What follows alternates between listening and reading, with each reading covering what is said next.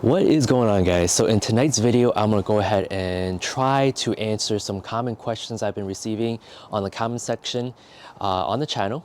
And I want to thank everyone for leaving these comments. It really does motivate me to keep on going and also gives me content ideas. So instead of, well, I'm gonna respond anyway, but instead of responding now, I'm gonna dedicate a whole video to these questions. So without further ado, let's go ahead and touch up.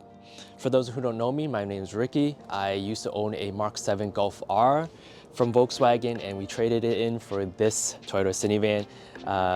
That's a Sienna minivan. 2023, again, this is the Windshield Pearl, but this potential subscriber, her name is Susie Q. She states that we just put a deposit down on a silver 25th anniversary with 20-inch wheels. While waiting, I've been reading that some people are complaining that they feel that the brakes are too soft and do not slow down fast enough. Is this something that you experience? I'm going to tackle this part of the question first. First of all, congratulations. The silver looks very nice, Celestial silver. It only comes in two colors, there's white and silver. But yes, the 20-inch wheels are nice. In terms of the braking feel, I think what you're referring to is more the hybrid system. I know for a fact that once I started driving, once I entered this hybrid world of driving, it's definitely different.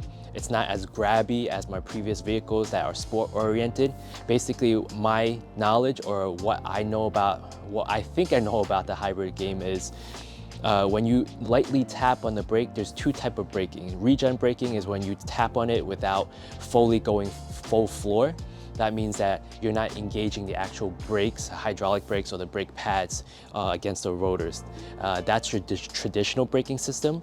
With the hybrid, for any type of hybrid, the regen braking engages when you lightly tap or when you're putting moderate pressure on the braking system, and that's when it charges your hybrid battery. For this one, the Sienna, it's the nickel metal hydrate battery. It's an older system, but it still works. It's a very minimal battery. It's gonna deplete pretty quickly, and most of the charging for me anyway happens on the highway. So from there, I think when you're referring to it as soft, maybe the readers or what you're reading, that's what they're referring to. But over time, I think the braking system is very intuitive, and it took me pretty quickly to get used to it. But what I'm trying to get at is if you really need to brake hard, you just go ahead and brake hard, meaning that's gonna go ahead and grab your actual brakes. So when you're driving and you're approaching a light or you see a light, that's when you are beginning to engage your brakes to go ahead and charge your battery, versus back then with the internal combustion engine or just a traditional gas vehicle, you're gonna go ahead and let off your throttle, right? And when you see the light, you can let off throttle and engage your brake lightly, but really kind of coast to your stoplight. It's different with the hybrid. Braking is better because that's how it charges your battery. So apologies for that long-winded answer. Is that something, let's see, people are saying that the 20-inch wheels give you a rough ride. She hopes not.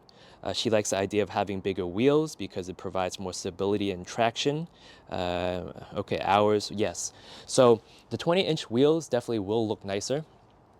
In terms of the harsh ride, the short answer, is it a harsh ride for the XSE? No. Short answer is no. The long answer is it's very dependent on your previous vehicle history, what you're used to in terms of suspension. If you have a sportier ride prior to getting your minivan, this firmer suspension might really be a gradual change from converting from your sportier car to your XSE, because the XSE still to me rides on clouds, because first it's an all-wheel drive, so it has the 60 sidewalls versus the 20-inch, which is a good segue, right? The 20-inch actually has 50 sidewalls. Now in terms of traction, I'm not quite sure if that's really the case, because both of these wheel setups are 235 in terms of width. So in order to get, I guess, better traction, maybe increase the width to 245 or 255. But the Sienna, even for the front wheel drive and the all wheel drive, it's gonna remain at 235. The difference is it's gonna be difference in diameter and difference in sidewalls. Now again, for me, it's perfect, right? I think a lot of it has to do with your wheel setup. Again, I mentioned it in the past. So for you, it might feel a little bit more harsh. So in that case, definitely my suggestion is to go ahead and test drive it back to back and see whether or not you prefer the LE, prefer the XLE and the rest of the lineup versus the XSE. Now the XSE, again, it's also even along on top of the sportier exterior looks, it's also a sportier ride, meaning that they have different shocks, different stiffer suspension, meaning springs, and also different stabilizer bars, meaning sway bars. So the sway bars, if it's stiffer, it's gonna go ahead and improve the handling. The springs, if it's stiffer, it's gonna go ahead and firms up the ride, less bouncy, and so forth. So from there, it really depends, right? Again, the long answer is it depends on what you're used to. If you're luxury oriented and you're coming from like an RX 350, an MDX or whatnot, you might find that the XSE might be a little bit harsh. But again, if you're allocated with the 20-inch wheels, the worst comes to worst, you can go ahead and downsize from 18s to even 17s, from 20s to 18s to 17s, right? So I hope that answers your question. All right, and I think the braking feel it's fine. I think all you have to do is get used to it. And I guess moving on, I have so many other questions that I want to touch up on tonight. I hope it's not too long of a video. I'm going to try to leave it unedited because it's easier for me too. So on that note, let's continue on with the wheels, I guess, right? The wheels, I have a lot of questions about whether or not the wheels are fake or are they real? Well, they are alloy wheels, right? But they have wheel covers on it. And the thing about the wheel covers, you could go ahead and have, I don't know why Toyota did this, but Toyota, they glued on the wheel covers or hubcaps or whatever you call these. It's chrome on the 18-inch setup, but it's also cladding on the 20-inch. So Susie Q also mentioned about her being afraid that it's gonna peel. I've seen that happen. You curb it, it's gonna go ahead and protect the alloy, the actual alloy wheel, but it's gonna go ahead and mess up the wheel cover. And from there, it's glued on so well that you might have to just purchase the entire wheel itself, and that's pretty expensive. My project is, what I wanna do is take, when time comes, when it's not such a new car, I want to go ahead and remove the wheel cover, see if I could, most likely I'm going to have to sandblast it, powder coat them again, or remove the covers and put in some wheel covers that I actually got that are gloss black that actually matches the XSE way better, especially with the black accents. So when it comes to that, are they fake? The wheels are not fake. They're still alloy wheels with alloy rims. However, Toyota does throw on some fake wheel caps. And from here, these are fake chrome, which I really don't understand. But for now, I'll take them. Let's see, does it have the inverter? Yes, I think the thing is, a lot of questions are, for me as well, I was wondering if our XSE will have, the 25th anniversary will have the inverter. So an inverter is basically a 1500 watt inverter that's located right here and also located in the middle, right next to the second row. So from here, you could go ahead and plug in a vacuum, a microwave, anything that you could go ahead and meet up with the standards, the requirements, the wattage, and you could go ahead and just power that up. And we really think it's useful for us because we power our vacuum cleaner to go ahead and clean the car and also the car seats. The reason is, some people are asking is, I think the early models didn't have the inverter, but or they're reading the spec sheet before they get it, when they're getting their 25th anniversary allocated, their salesmen are saying it's not on the spec sheet. Well, I think the reason is it's because the XSE, the 25th anniversary, also comes standard with the XSE Plus package. And if you if you option a normal XSE package, normal XSE trim with the XSE Plus package, that includes everything, meaning the wireless charger, the inverter, the blacked out roof rails and whatnot. So that's why some of these spec sheets, or that's why some of these not window stickers, V-spec sheets do not have inverters as listed on them, but I think I have a pretty strong feeling that most of you guys who are waiting for your 25th anniversary will have the inverter, which is a great segue to the 12 speaker JBL. It doesn't say 12 speaker JBL on the V-spec sheet. It does say 8 speaker like mine, but it does have the XSE Plus package, which includes the 12 speaker JBL. So right here, it does have this 12 speaker JBL. Hope that helps. Does it have a spare? Does it have the Ottomans?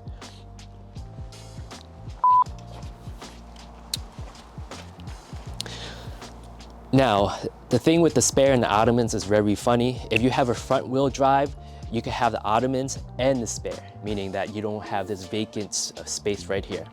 But with the all-wheel drive, I'm not sure why, if you have the spare option enabled, which is 75 bucks, you won't have the Ottomans.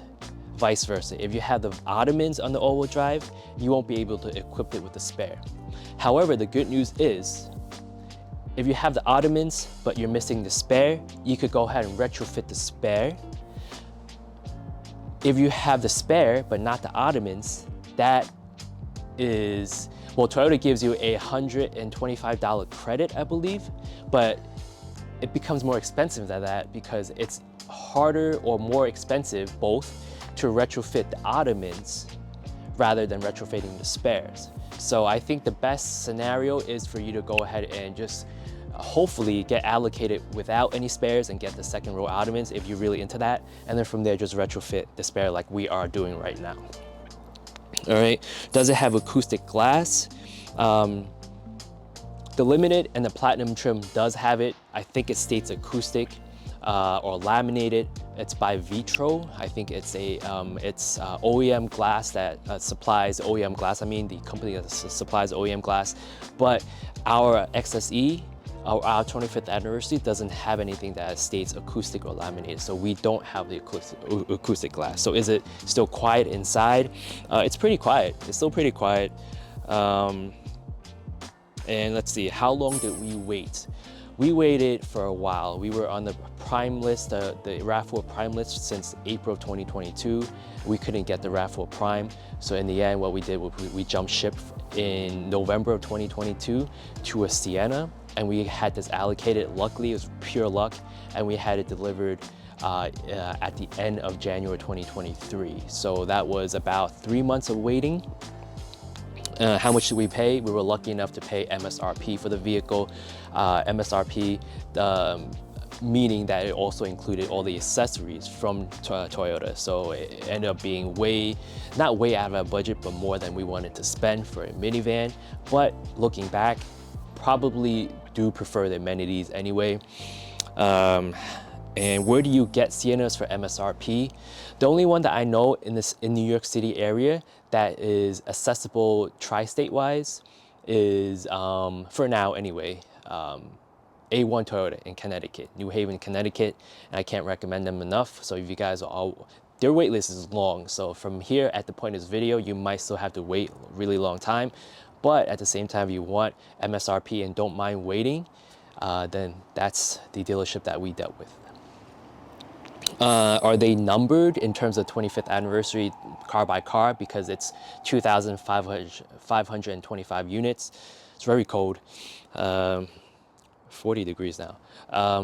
No, unfortunately, they're not numbered, and that's my gripe about it. One of my gripes about a limited produced minivan that's a 25th anniversary. I at least try to number it, Toyota, right? But we're still very happy with the car. How's my gas efficiency? Right now, we have about 300 miles on the odometer. It's been 2 months since we own the vehicle. We're averaging 31.8 miles for right now versus a 35 EPA estimate combined. So weather's getting warmer. We'll see how that goes. And lastly, thank you guys for sticking with me for this long. Lastly, does the Sienna have the 10-year Safety Connect trial for a 2023 model? Since Toyota did announce that all 2023 models, or most of them, will have a 10-year free trial of Safety Connect, which is basically Toyota's OnStar service. Unfortunately, we don't. And the short answer is I contacted brand management. It's because we don't have the brand new infotainment system. That's why we don't get the 10-year. And that is it. That's the short answer. But for now, I think that's it. Alright guys, so a change of scenery. One thing that I forgot to mention while filming this video was the fact that I forgot to address how many key fobs do the Siennas come with, and the short answer is it only comes with one for now. And Toyota actually has a sticker along the sliding doors letting you know of this important advisory. For now, they're only giving you one due to chip shortage, and from there, once they settle the chip shortage, once everything is good, then they're going to go ahead and send you an additional second key fob to the address on file. That's it. I hope this video was helpful. I know I spoke a little bit too quickly, but it's very cold, very cold. But on that note, signing out, that's it for me tonight. I'll see you guys in the next one. Take care.